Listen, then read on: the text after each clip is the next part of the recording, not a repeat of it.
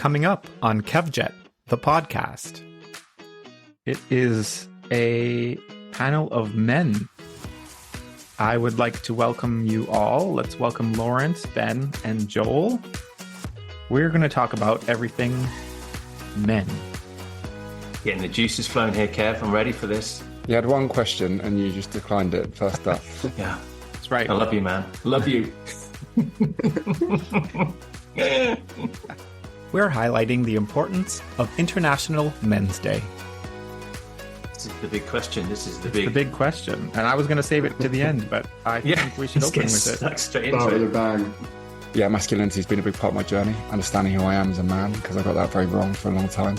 I'm still discovering who I am, what being a man means to me. Traditionally, being a man, I suppose, meant providing, achieving, doing, but more recently, being a man has meant discovering the more traditionally feminine sides of myself, like expression, like intuition, like self-love, unconditional love, play, joy, curiosity. Been a great podcast, everybody. See you next time. We solved it. We have to solve masculinity, have we? I think we have. Okay. It's actually why I hang out with Ben, because he triggers me the whole time. I thought you were going to say male role model. Is my mum listening? There's no filter, remember. No topic is off the table. Tune in and celebrate everything men for International Men's Day. Welcome to Kevjet, the podcast. It is a panel of men. I would like to welcome you all. Let's welcome Lawrence, Ben, and Joel. We're going to talk about everything men tonight. Getting the juices flowing here, Kev. I'm ready for this. How exciting is that? Very exciting. Thank you so much for having us on, Kev. I really appreciate it. Would you like to go around the room and introduce yourselves first? I'll go first just because I feel like you and I, we did a podcast episode together, which was a beautiful conversation. And then we've been obviously keeping in touch and chatting. And then recently we've had International Men's Day. And I wanted after your request to get some guys together, I wanted to put forward some of my closest friends, some of my inner circle, I guess, to use that term, guys that I am definitely on a personal growth journey with, guys that I've learned so much from, who've inspired me, who challenged me. And so it just felt really, really fitting to get Ben, Joel on here tonight. So I'm really excited about this conversation. And let's move on to Ben. Welcome, Ben. Thank you. Thanks for having me. And I was going to say, Lawrence, did you actually introduce yourself then, or did you? No, I skipped it because you just go back a few episodes and you get the boring bits about me. I thought we'll get to the good stuff. Over to you. You had one question and you just declined it first up. Sorry, I'm going to get into. Before we started this podcast, it's all been very jovial, and I need to get my head into podcast mode. Come on, just settle down, Ben. Just settle down. Thank you. Focus. So my name's Ben. I work as a human potential coach and a breathwork practitioner. Because my intention is to use the breath to help people expand their potential, to see deeper into themselves and see who it is that they really are. Yeah, masculinity has been a big part of my journey, understanding who I am as a man, because I got that very wrong for a long time. Yeah, really excited to dive into that aspect of the conversation tonight. Thank you for having me. Can't wait. Welcome, Joel. Yeah, last but not least, Joel. So I'm a dad. Got a little second baby girl or boy coming in March. So I've got a dad of two, which is exciting. Live in Madeira. And I am also a coach. I work with business leaders, CEOs, execs, and other coaches as well. And have a lot of passion for the men's space. I've been through a men's retreat this year, which completely flipped my life upside down. And it's led to a lot of personal growth and transformation, but also pursuing running my own men's retreats and assisting at one in February next year. So I love this space, and I'm really excited for tonight's conversation. Great. Can't wait. When I was doing some research into what it means to be a man, years ago, Google would have told you traditionally and stereotypically, it means to have power, strength, and lack emotion. Wow. Yeah.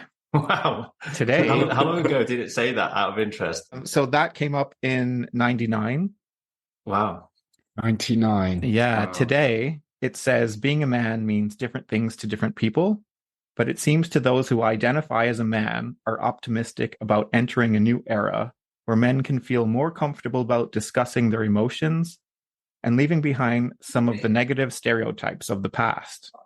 So I'm going to open the floor and say, what is the meaning of a man to you guys? This is the big question. This is the big question. And I was going to save it to the end, but I think we should open with it. Stuck straight into Start with it. a bang. I mean, everyone has their own answer to this. I'm still learning my definition. It evolves. Every time I get asked it, I kind of think differently and answer differently with more water under the bridge. But the area that I'm going in is that being a man is about being aware and comfortable and owning the feminine and masculine energy and whatever balance that might be, but that's within you. It's about exploring your values actively, or being aware of what your values might be as life plays out in front of you and being true to those. And it's about being aware of the conditioning that you've experienced in your life in order to manage that as you seek out your truth and hopefully get closer to your truth as you proceed in life in order to live closer to it. And that's where I'm currently at with what it is to be a man. Ben, do you want to take this one?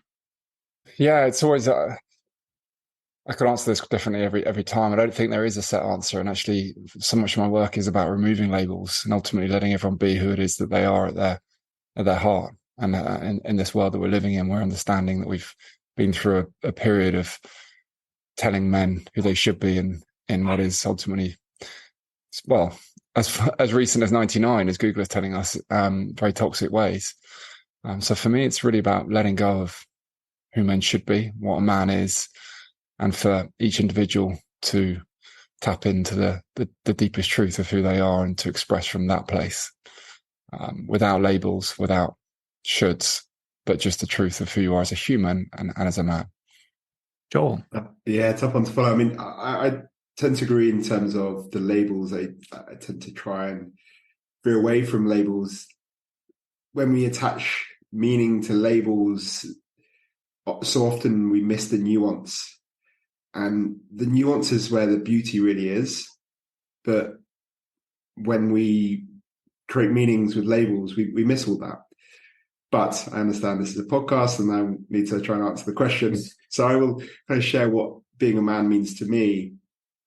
And it's a movable beast. And as kind of Lawrence shared, it's the same for me. I'm still discovering who I am, what being a man means to me. Traditionally, being a man, I suppose, meant providing, achieving, doing. And I've been very, very good at that for most of my life and still am very, very good at that. And I don't want to deny how powerful and useful that those aspects of myself are. But more recently, being a man has meant discovering the more traditionally feminine sides of myself, like expression, like intuition, like self-love, unconditional love, play, joy, curiosity. And for me, in this exploration, more of myself has come online. It's a pendulum. The more I've been able to express this side, the more I've been able to express this side. And it's the range of being a man has increased for me. So for me, being a man is how much capacity, how much range can you hold? How much emotion can you express and hold? At the same time, how disciplined and consistent and self-aware and the more masculine can you hold? And it's that range where I'm trying to really explore for me personally. So yeah, that's what it means to me. So to summarize, it's about removing labels and living in accordance to your truth, whatever that might be. Stay with us. We'll be right back. Join us each week on the Well Beyond Medicine podcast as we explore the 80% of child health impacts that occur outside the doctor's office. Listen and subscribe at nemorswellbeyond.org, where you'll hear pediatric experts, researchers, and policymakers from around the world discussing ways they are revolutionizing children's health. I'm your host, Carol Vassar. Let's go. Let's go. Well beyond medicine. Been a great podcast, everybody. See you next time. We solved it. We have to solve masculinity, have we? I think we have. Okay. This one's going to go into Google. Yeah, we better tell Google. They need to an update their Or terms. Wikipedia, yeah. Yeah. I just find it's interesting what you just said, Joel, about embracing your feminine side, because some people might think, like, where's the line of the feminine and masculine side? Yeah, and again, as soon as we attach labels to things, you lose the nuance, the in between. But it also, the language is useful. Yeah, I mean, I'm only saying that because I have no idea where that line is, and I was raised on labels. I just find it interesting that it was brought up in that answer.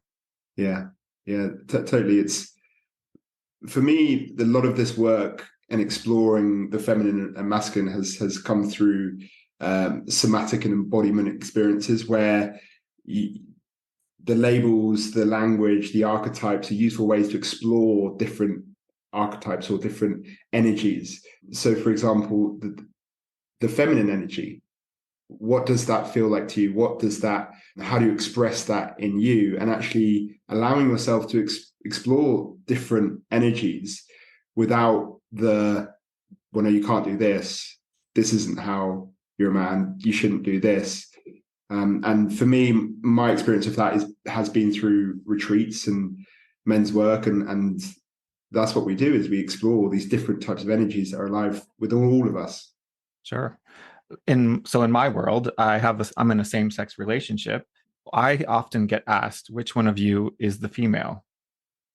And so I always get insulted by that question, because I try to explain to them, depending on who the person is and where that question comes from. Well, it's a same-sex relationship. There is no female. This is how it works. Is there something in your world that people try and offend you by saying that's feminine? Why are you doing this? It's a woman's job, or it's what women do. Is there something in your world that reflects that as a straight man?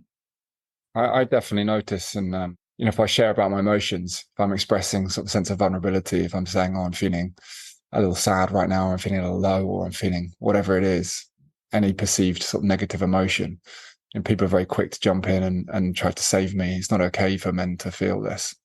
When I'm expressing it, not because it needs to be fixed or changed, but because it's, again, part of the human experience. And for anyone to say that, because there is an element, if we're trying to change an emotion or we're trying to fix an emotion, there's a part of us that's saying it's not okay to just be with it. And so when you receive that, there's a sense like, am I not allowed just to feel this? So as a man, I'm not allowed to have sad days. It's just kind of the journey that I went on. I was not allowing myself to have the downs, and in theory that sounds great, except until we realize, as you deny yourself the downs, you also deny yourself the highs. And I see many men in this box of numb, where nothing is either good or bad. It's just nothingness, really. I just say, how are you feeling? I'm fine. That was it. Have you ever been told to man up in those situations, Ben? That's a question I have, actually. That came up in the Google when I was doing some research. How do you guys feel about that term? How does it feel if someone were to say to you, just man up?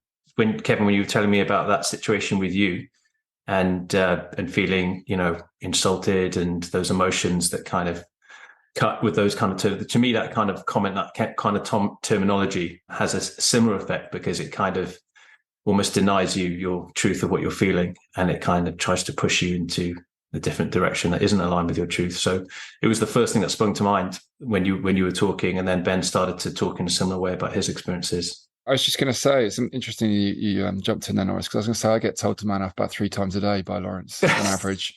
And other than that, it's obviously it's all done in jest, and it's part of our humor. But I think people know better now than to say that. I think that term has kind of really lost it's perhaps become the symbol of toxic masculinity, right? And I think people are aware enough, at least, to kind of stay away from labeling that kind of thing. In my work, I definitely feel like I challenge or trigger men through my expression of my, let's say, feminine energy, where my expression of my emotion, expressiveness of my softness, men are kind of like, he's not meant to be like that. You know, what's wrong with him? Because they're scared of that part within themselves. So I don't think you hear it as much, but I definitely think it lives within men, that they're still struggling with the feminine expression within a man. I think you might not hear it as much, but when you hear it, it kind of triggers something even more so now, because we don't hear it so much. So this whole conversation is coming out of this month. We had International Men's Day. One of the big issues in men's world is the suicide rate. And in the UK, there are 12 men a day that commit suicide. That's a big number. And that comes along with men who are sometimes scared to talk about their feelings. And there's a big push these days for men to be open and honest with each other. And I think that's happening tonight. This is happening. We've come together to have this conversation, and it's going to go out there to the world. Why do men struggle so much? Is it because they feel conditioned to the point where there isn't a safe space for them to share? Or is it because it just simply feels so hard sometimes to live in alignment with our truth? And when all of our truths differ so much, for being authentic to it, it can feel like a scary place to put your truth out there on the line, where the box of what it is to be a man has been presented to us since the adult. Just some issues that are highlighted from International Men's Day are parental alienation, abuse, homelessness, suicide, and violence. And those are major issues that need to be brought in today's topics. I think men carry a huge weight in terms of it's really heavy to not live true to yourself. And we are so burdened by the shoulds of who we're meant to be that we've almost dehumanized ourselves. Similar to your example of Google, there's research from Brené Brown I get the sense, and might have been around 2012, where she talked about some of the qualities that were associated with masculinity. And it was all about winning and emotional control. And it came about a disdain for homosexuality was part of masculinity, part of the qualities associated with masculinity, one of the traits that came out, along with like the primacy of work. So our primary identity is our job. And none of these are innately human. You know, in some capacity, of course, like there is going to be an element of competitiveness to our experience, but not in the way that we feel happy if we win, we feel sad if we lose, and we lose out on the whole experience of life. And I think there is just this huge weight on men to be something that ultimately dehumanizes them. What does masculinity mean to you?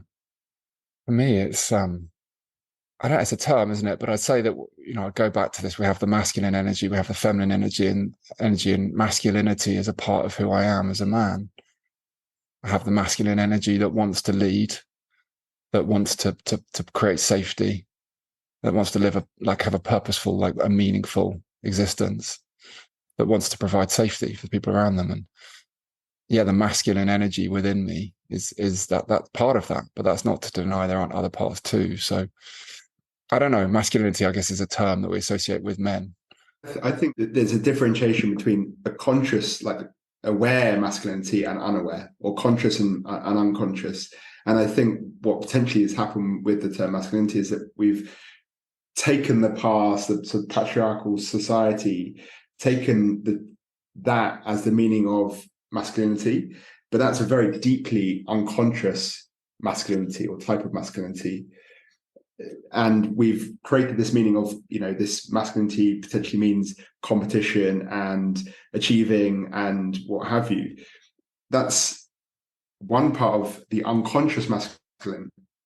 But the conscious, aware masculinity is there's definitely some there's more purpose, it's more self-awareness, it's more ability to hold and create containers of trust, self-love, action, courage, responsibility. These to me are more the conscious, aware parts of masculinity. But like with femininity or the feminine energy, there are unaware feminine energies. There's the unaware masculine, there's the aware masculine. So I think the first step in it is really becoming aware of the unaware masculinity and the difference between the unaware masculine and the aware masculine. I think that's a really big part of this. Lawrence, what does masculinity mean to you? Well, can I just say as well, I think a lot of people in the open conversation out there in the wild world confuse conversations around masculinity or femininity with gender. They almost don't understand that everything lives within the other in various different shapes and forms. And again, I love exploring this term masculinity because I think Joel pretty much summed it up as best as I possibly could with the way he eloquently went about that then. But when I think of masculine, I think of masculine energy. For me, I summon this kind of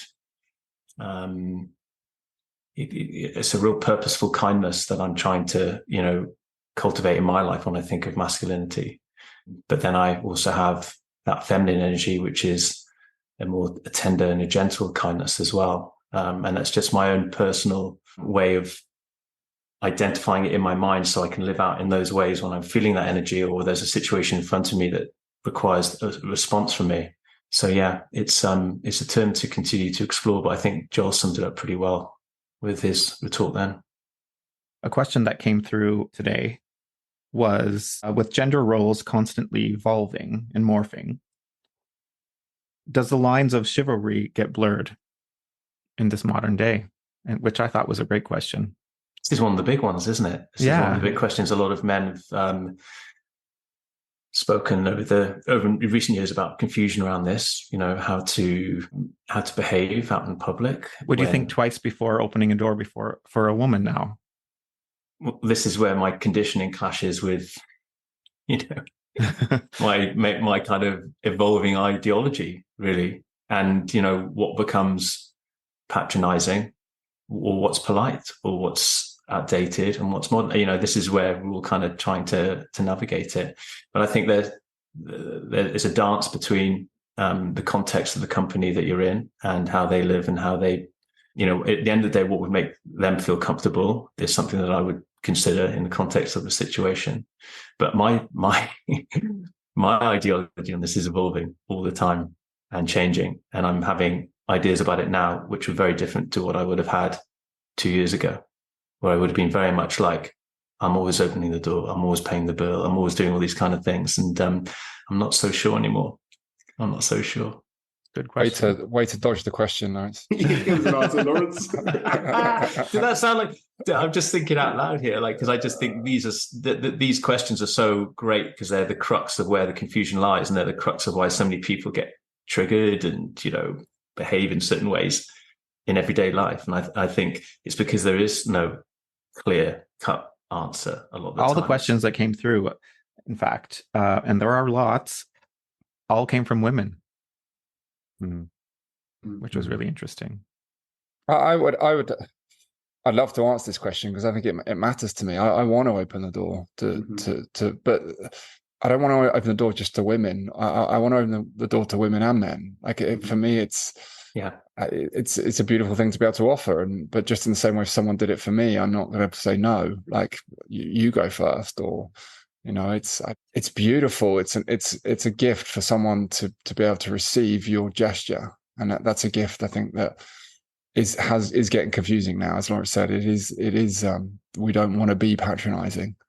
But for me, it's about being human. And if someone takes it as patronizing, I don't mean to do that. But I know from my place, I'm just trying to be a good human who would open a door for a man or a woman. It's not done on a gender basis.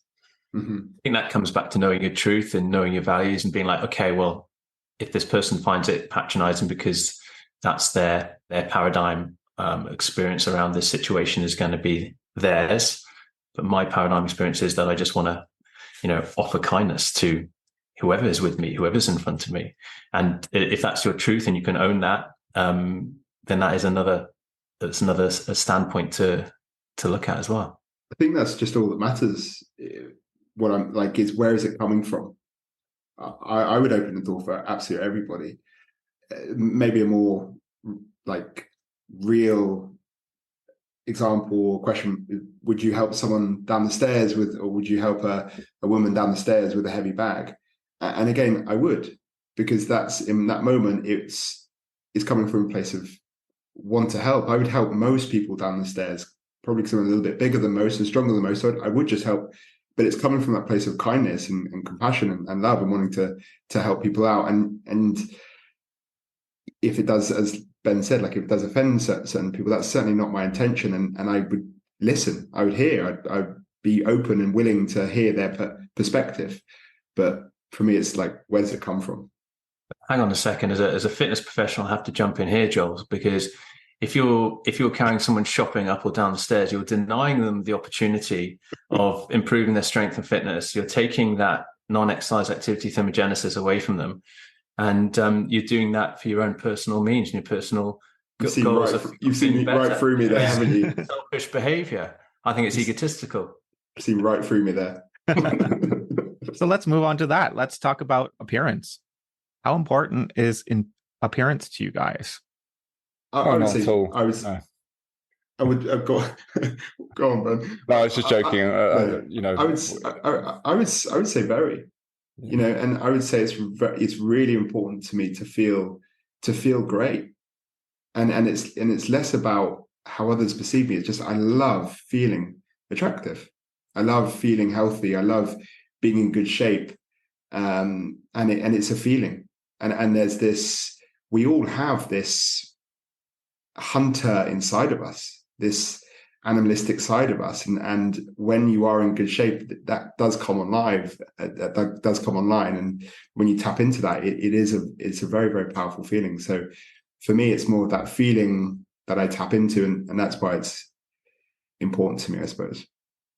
So it comes down to the energy that you want to take out into the world, which is based upon how you feel about yourself, and that's linked in, images linked into that.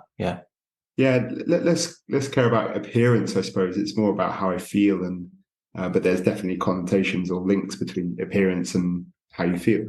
Totally. Yeah, definitely. So like men's health, let's move on to that. Men's health is very important to talk about because men tend to not look after themselves. Do you agree with that? So if you want to break down being a man, if you're the provider, you're working 60 hours a week, you're struggling with your mental health, you have lots of different issues, you could have a broken home. So if you have all those things, you're experiencing parental alienation or abuse. What's your advice to those men who are really struggling, but they're afraid to reach out, or they don't know where to go to reach out? It's the most important question, isn't it? Because I think there's a lot of people experiencing that right now. I think all of this starts with, or all change starts with honoring our truth. And so I think a big part of what's really important in the world is this allowing for people to express what they're feeling, because our feeling is our truth, acknowledging how we're actually feeling. And if we're denying what actually we're able to feel, told you can't do that, where do you go? Because you can't speak to anyone about it, you can't do anything with it. So the first part for me is continuing this push to allow people to express what's there, and then to know that, well, for more people to continue to share that we all experience challenges, obviously to different degrees. Some have greater privilege than others, but we all have our challenges, and to be able to sit with other people and to be able to talk about that, to be able to express it, and to be able to be met with someone who can hold that and not judge us and not make us wrong or try and fix us or change us, but just to sit with us and to have those conversations is a much healthier world for everybody. But there's so many sort of parts to that, because we need more men who are able to hold other men's emotions. How many of us, probably all of us at some point in our life, have tried to express what it is we're feeling to someone who just doesn't know what to do with it, and it becomes really awkward, and we think, oh God, I'm not going to speak about that stuff anymore. So there's so many moving parts, but ultimately, we're looking for this world where we can have more freedom to sit with one another and be able to sit and express and share how we're feeling. And that, to answer your question, if it can start with friends, and we can own our truth, and we can come together and we can be held by our friends, and that we're not alone, and that we're not wrong, we're not bad, we don't need to sit in shame. Then that's a place where we can move. We can move forward. We're not stuck in that place. So there's so many parts, but yeah. Sorry, Ben. I was just saying, as a group, we often talk about that, don't we? About just simply trying to hold space for each other, not trying to fix each other, which is the urge that a lot of people tend to have, or they tend to think that if they're listening to someone, that their role is to fix them, when we don't think it is. We think it's to be able to hold space with love and compassion and respect. And we think that often that is enough, or at least the first step for someone to start the journey of processing what they need to process in order to start, I think, working on ourselves, working on our physical wellness, working on our mental and emotional wellness. But often we need to have that kind of safe space provided for us. So again, to answer Kev's question, it starts with this kind of rallying call to all men to continue to hold, or look to hold, space without trying to fix for those around you, close friends or maybe not close friends, and to do so with compassion. That's the word that keeps popping up for me. That will solve a lot of the world's problems. Definitely. I'd also just really quickly add to like take note of who makes you feel good, or when you feel good around certain people. I think a lot of the mental health struggles that happen in men is because they're just not simply that they're not living out their truth. They've got this mask of who who they should be, or what they're presenting to the world, and deep down there's someone else that they're not able to express. When you are with someone who you are able to express who you actually are, you will feel amazing. And that's why I find myself with Lawrence, Ben, and Alex, because we allow anything in this space. We allow our true selves to come and to share and to express without judgment, without being shot down. And because of that, we feel amazing. I feel amazing in the space of these men, because they allow my full self. They allow my emotions. They allow my overexcitement, my little boy. They allow all of me. And I would say just pay attention to where you have that feeling of freedom, that feeling of expression, that freedom of aliveness, because spend more time with those people and less time with the people that you feel drained by, or you feel empty, you feel regretful, or you feel drama, you feel, so really designing your environment and who you spend your time with, and just your body's telling you all the time. Our bodies are incredibly wise. So just tapping into that resource. Who do you feel good around and who do you not? Spend more time with the people that you feel good with and less time with those that you don't. That's really great, actually, because we all have those people in our world where we're like, oh gosh, we have to see this one tonight, or we have to see that one, and it's going to be difficult. But then we have those people that we can't wait to see, and we can't wait to hug, and we can't wait to share. Totally. How can we highlight the positive role models in the world? Who are your role models? I've lacked role models. It's been a challenge for me throughout my life. I definitely would say that. No one showed me. I never had an example of a healthy masculine, and I don't mean that rudely. Or no, the people who were showing me didn't either. I also sensed, that what I saw in society around me, James Bond, Terminator, Rambo, pretty similar kind of men that never lost, got the girls, won, dominant, all this kind of stuff, unemotional. So I really hope that the kids or boys who grow up now see men who are expressing. I love like the Rock, who this pinnacle of a physical sort of dominant man, yet is so expressive in his softness and his love for his partner and his challenges with his mental health and sort of the full spectrum. And that just gives permission. So I do see a different set of men showing up in a way now to what we experienced. But there's more. I still think there is a big dis-ease amongst many when men are expressing vulnerably. And that's both men and women. Some women they still seek that bad boy, and I grew up trying to be the bad boy because I thought that's what women wanted in some capacity. Don't be chivalrous. I think it's really important. I don't know how we celebrate them more. I think we need it. We need it in the news. We need it in films. It's a representation of healthy masculine energy. What I might say is a few things. Firstly, is when a man expresses their emotions, to try and hold it with as little judgment as possible, and even that's judgment, and that often shuts men down. And I certainly, whenever I express some, a lot of people will meet me with that, and it actually I'll contract because of that, and I won't want to express in front of them again because of that. So that, what I would say is to celebrate men that show their emotions by just holding space without any judgment. That's one thing I'd say. The other thing I'd say is, by supporting them, buying their books, investing in them, by getting them as coaches and what have you. Two of my male role models, a guy called Alistair Gray and Graham, they're my two. I've worked with them as mentors and coaches. They're two men that deeply triggered me. And that's why I knew I had to work with them.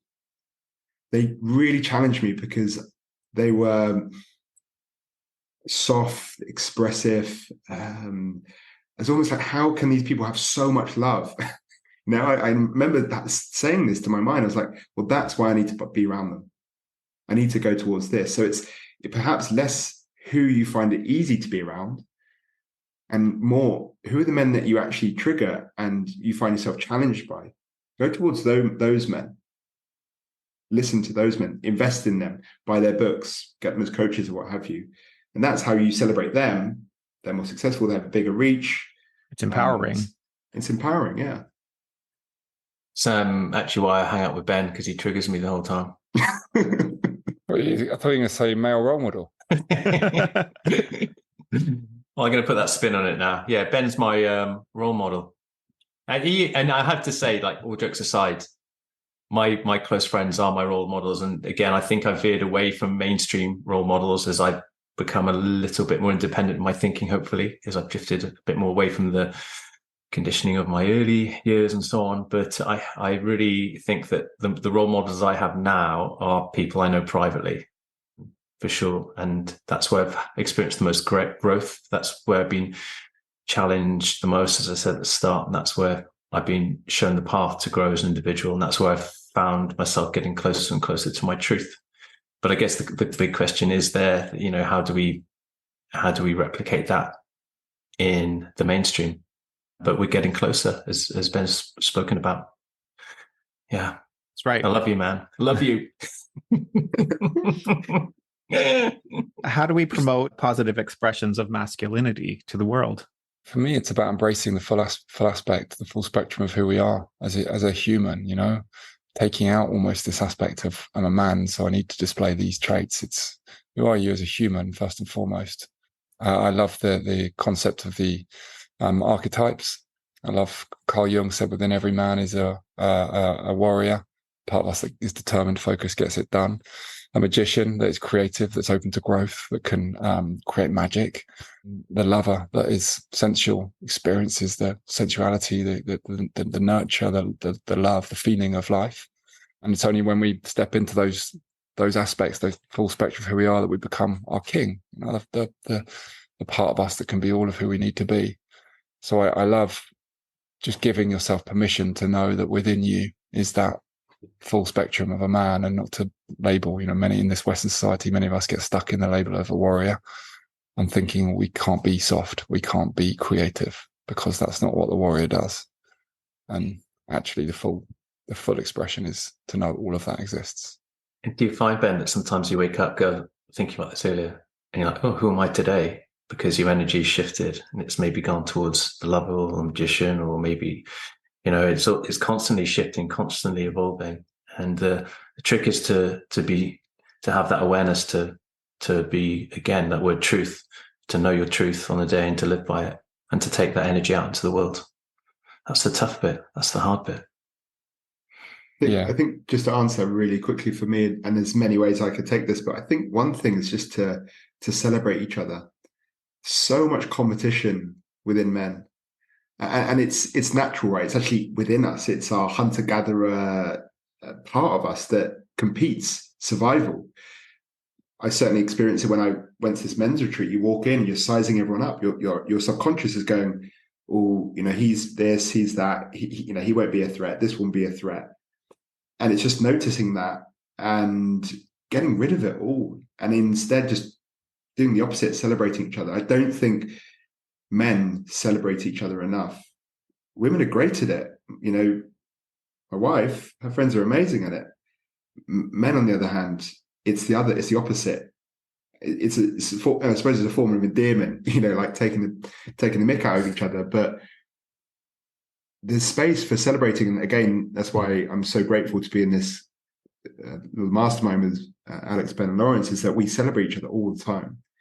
We're sharing our wins, we're cheering each other on, we're seeing each other, we're acknowledging each other, and it is so empowering. It's just so amazing. It's delicious. There's no other way to describe it. It's delicious to have that, and it just drops all the competition, which is a typically unconscious masculine trait, that competition. And I think you touched on a point there as well, Joel, where men, certainly in the groups that I've been involved in over the years, have sometimes got it wrong, maybe. Instead of celebrating each other, the Mickey taking, which is a certain type of endearment, of course, but when it becomes so relentless that it almost shifts into a kind of self-deprecating or, putting down or not holding that space to celebrate each other, not holding that space to allow people to grow. And I think there's a balance to be struck with that. And I don't know about you guys, but the men's groups that I've been involved with over the years, there's a good bit of Mickey taking that's healthy, but then sometimes when it becomes relentless and the default, it becomes detrimental to people to actually celebrate each other and to allow each other to express themselves fully and grow. Just to add really briefly on that, I've worked with a few men who really are like craving, and they admit this, that they are craving acknowledgement from other men. They've never had it, and that's like a big driver, because we don't, like Joel said, we don't celebrate each other. Very true. In my little world, I was brought up in a small town in Canada where my father, his father, his father, his father, his father, his father were captains of lobster boats. Then comes along little Kevin, and I'm the only grandson to carry the last name and to carry on the fishing business. Kevin doesn't want to do that. Kevin has his own wants to explore the world. So I had that on the back of my mind growing up. Well, Kevin, you're the one that has to carry this last name, and you're the one that has to carry this business, and you're the only grandson. So it comes down to you. And then when I became older and I kind of realized that wasn't what I was going to do, I had to carry that burden with me, because I knew the buck stopped with me. I wasn't going to be that fisherman. I wasn't going to be the hunter. I wasn't going to be the businessman. I was going to go travel the world and find myself. I think to some aspect, now I'm 43 and I still kind of have that in the back of my mind when I go home, and I have a great relationship with my family, and it's wonderful, but it was kind of drilled in your head growing up, man up. I hope that my path is sort of a trailblazer for people that come after me. Maybe they see they don't have to be stuck in and just follow traditionally what would have happened in your family, in the men's world. See, to me, that's the bravery of pursuing your truth in such a pressurized situation that's so acutely focused on you in a family environment that goes back generations. To me, that's the bravery. And we're talking at the start about, you're asking what it is to be a man, but to be able to know your truth and live by it. It's, that's bravery, I have to say. Love that. And honoring you, because that's a big weight. And you could have gone down that path, right, and sacrificed your own truth. And have you been celebrated by, people in your life for that since? Has there been moments like Joel was talking about being celebrated for those steps you took? Yeah, I definitely hear a lot of positive comments now. So I think my job was educating people and just being open and honest. And if I had to open up and it was scary, and it still is some days, if somebody can learn from it, I'm happy to be there for them. Beautiful. I think just on that, it's so powerful to break the mold, especially with this pack mentality with men. It's so easy to. I remember someone saying to me once, that I used to be a bit bigger, had a bit more fat on me, and I went through a sort of transformational journey. I remember a friend saying to me, "I prefer Fat Joel," and it's these sort of side comments that men often make to keep you in check, to keep you small, to keep you in the pack, because it's far safer if everyone stays the same than if one person changes and one person grows. And I had this comment all the time: I prefer fat old Joel. New Joel's boring. Hate thin Joel. Where's fat old Joel? All these comments, and it was banter. It was, forms of endearment sometimes, but it's these comments that try and keep us from living our truth. So to break that mold, to break all those little comments that would have been niggling away and eating away at you is such a big thing. Yeah, acknowledging you and celebrating you here today for sure. It always reminds me of this saying that Ben introduced me to years ago about make easy choices, live a hard life, make hard choices, live an easy life. And you get faced with these moments in life, don't you, where you have to make those hard choices. It's that crossroads in order to live the life you're leading now. How do you think we can improve gender relations? Well, I've got a plan for this. I'm gonna crack it, I think. I mean, can we explore? I mean, how would we present the current state of gender relations at the moment? I'd like to explore that first. I think there's still a lack of understanding of each other. What was it? The book "Men Are From Mars, Women Are From Venus," and it presents this kind of that we're entirely different species and how we're meant to never going to understand each other. And if we can stop and listen and understand, yes, we are different, but we're also very similar too.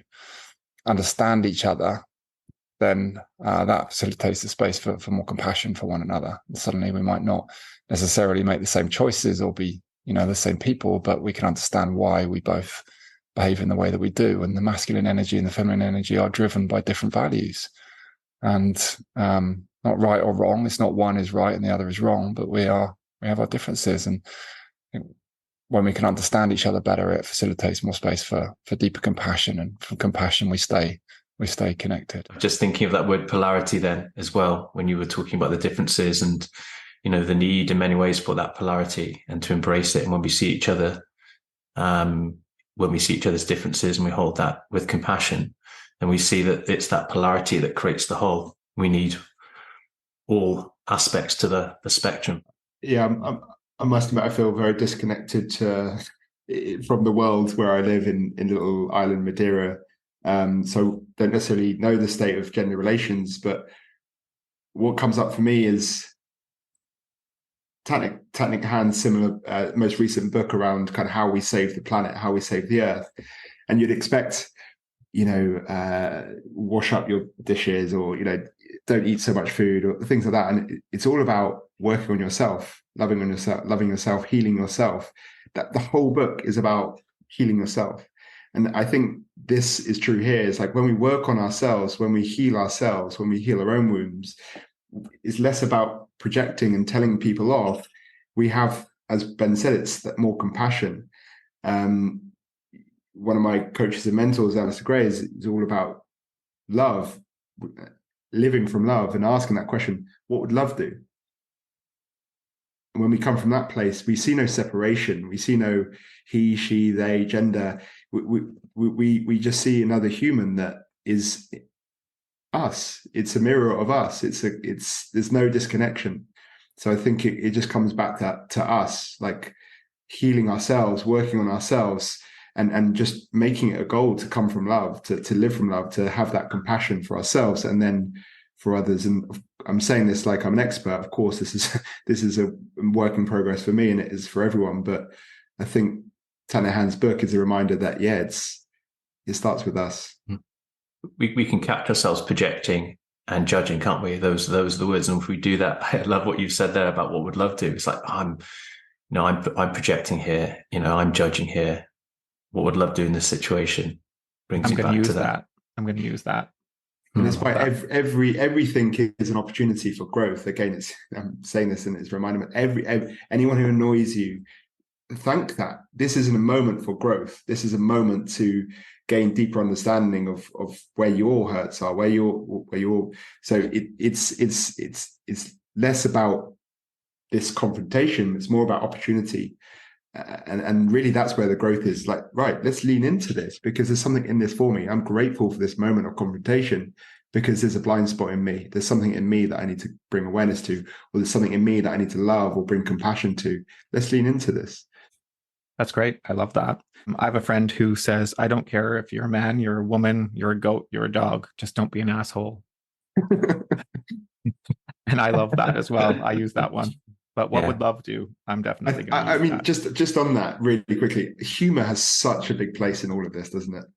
And humor can cut through so much, and that's why I love what you just shared. It helps, that's for sure. When I'm with my girlfriends, they talk about sex way more than when I'm with my male friends. So how important is sex to you guys?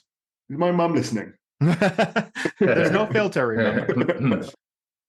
I guess I've grown up with sex still being like a private little secret shameful thing that's tucked away.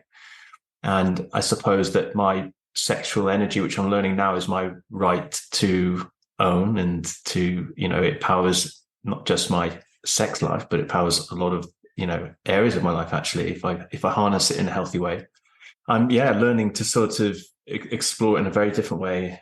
And not to be so shameful about it. And it's taking me a bit of time to shake off that conditioning, I have to say. So it's a couple of things. It's important to me because it's linked to my sense of self as a being in the world. It's also hugely linked to my sense of connection as well with my relationship, which is a huge part. Yeah, I'm exploring that at the moment. It's very high on my agenda, Kev. It's funny you mention it. Does it define who you are? No, I don't think so. I think it's been, I think that I've gone through periods of being very kind of like, confused about what this sexual energy is and what do I do with it? And, am I to be shameful about it? Am I allowed to discuss it? What does it sort of mean? But I think nowadays I'm kind of owning that better. And, like all energies within me, it undulates. Some days or weeks, I feel it more than others. But when I feel it, I'm like, oh, what's this energy? I explore it with curiosity. And how can I harness this for good? And what would love do? Bloody well go and make love. So sometimes I might go and do a little bit of that every now and then. Not too often, just enough. Careful what I say now. No.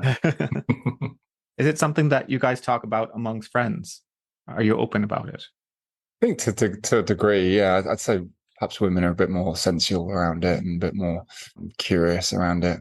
We're probably a bit more matter of fact. We probably talk about how often and, not much else. I don't know. Yeah, sorry. No, I'm just going to say, like, has it changed? The way we've talked about it's changed. Like being younger, it used to be like, tell us all the details and all this kind of stuff. And there was no real link to how, your energy and how you carried your energy and how that made you feel and, the connection side of it. But it's very much moved. I find that when we talk about it as a group, we talk about our energy, we talk about connection, we talk about those kind of things. But it used to be almost like a checklist, that guys would get around the table and kind of go through.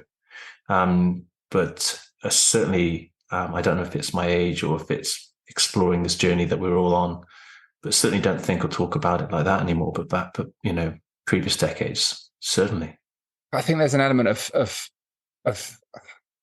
might sound weird, but something's come up for me through this, but an element of fear around saying something wrong. I remember one of my friends sort of made a comment that kind of came out a bit wrong.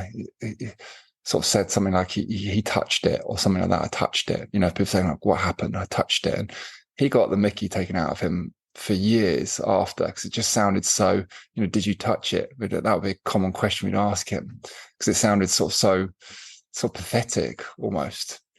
And, I'm sure that induces fear in amongst us all. We don't want to be saying, we want to make sure we still sound incredibly manly when we had these experiences. And yeah, I bucked her. I didn't make love to her. It wasn't sensual and beautiful. It was, I put performance in, because there's a lot of bravado to that expression of masculinity, I think, in theory. I don't think we make it easy for each other, put it that way. I think in a male setting, we're kind of matter of fact. I mean, I come from a rugby background, and I'm taking myself to changing room where there's pints flowing, and there was this sort of bravado. How big is your story? And dehumanizing it, as I think kind of Lawrence was saying. You kind of talk about it. It's not like there's a human. Like there's this thing you do, and it's this performance, and how elaborate can you be with your story, and there's no attachment to the person. I think that creates a lot of shame as well, and a lot of fear, as Ben says, like a lot of fear, a lot of shame, because deep down, I don't think actually you walk away from that feeling good, because we've all got this human inside of us, and I remember sometimes walking away where I told a story and deeply regretted it, and like being really embarrassed and ashamed of myself that I shared that about this woman that I really deeply care for. But when I'm in that rugby setting, I'm like, oh my God, and you lose yourself in it, and you come out and you're like, hang on a minute, this is my girlfriend. I really respect and like this person. And so that's what kind of comes up for me. But as we've kind of matured, and there's definitely, as kind of Lawrence shared, there definitely seems to be a more mature conversation now. It's not something we talk about too often, but it's still a big part of us, and I've certainly gone on a similar journey with Lawrence. Is like re-owning that part of me, not shaming it, because there's, especially from a quite traditional English background, I had a lot of shame about this animalistic part of me that does want to procreate and explore and enjoy the beautiful things of sensuality and what have you. So I'm going for that journey of kind of re-owning that part of me and sort of letting go of the shame, because the shame is very toxic. Mm-hmm. Mm. And just so everyone is included into this conversation, how would we include a trans man into International Men's Day? Goodness, it's a big question. It is, and I put my hands up with an element of shame and saying I don't know, and I wish I did. But the reason I don't know is because perhaps from my own sort of privilege, my own naivety, that I need to probably see it more and see the world more from their perspective. I always come back to this place of just seeing humans. Yeah, it's something that I would like to understand more, if I'm honest with you. And I say that with an element of shame. Again, I think it comes down to as well as this, again, we see humans with varying levels of feminine or masculine energy, and whatever those levels are, we see humans, and we are here with love to compassionately hold space and celebrate each other. And then walls start crumbling down and labels dissolve, and we become linked through love. I know that sounds flowery, but that's just how I feel. And there's so much I don't understand. There's so much that my perspective hasn't yet formed an understanding over, because I have so much to be educated on. My kind of paradigm of experience is limited versus what's out there to experience. But that's where I always come back to. I'm just going to share my truth in this moment. I'm very nervous to even give you an answer. And the reason for that is I don't want to get it wrong. And this whole space, it feels very edgy for me, because I there's shame there. I haven't been exposed to too much of it. I live in a little bubble in Madeira. I live a very simple life. I don't tend to go out much, and so I feel there's shame there. But I also feel some fear about getting it wrong. And I think for me, it's important to allow people to get it wrong. and just have a conversation to at least allow the conversation and to allow mistakes and to invite mistakes and to have an open conversation where we can share each other's opinions and experiences and paradigms and see beyond the labels and hear each other's experiences and with compassion take it in with curiosity. So I think it's that's what comes up for me. Ask questions. I'm totally up for that. I have a podcast with 2 trans women, and I go there and ask all the questions that everybody has on their mind but are afraid to ask. And I do it from love, and they respond with love. And it's one of the most fascinating podcasts you'll ever hear. So a little bit of self-promotion there, but it's amazing. I wish everybody would go and listen to that episode. I think that's what we need. I do think, to reiterate what Joel was saying, I think there is, we can cripple ourselves with fear, because if we are made to be wrong, we all freeze and we don't progress. And sometimes we're scared to ask those questions. Yeah. But we need to educate ourselves. Yeah. That's how we, at the same time, without needing to lean on others to educate ourselves. I know there's got to be an element of acceptance within ourselves to do that, to that work. But there's so much for us to know in this world these days. Where do we channel our energy? What next? What else do we need to learn? And that's not to belittle anyone, but sometimes some help would be really, I would love to share those conversations, to have the space and the knowledge that it's okay, the acknowledgement that it's okay, that we can. So beautiful you had that. I'd love to listen.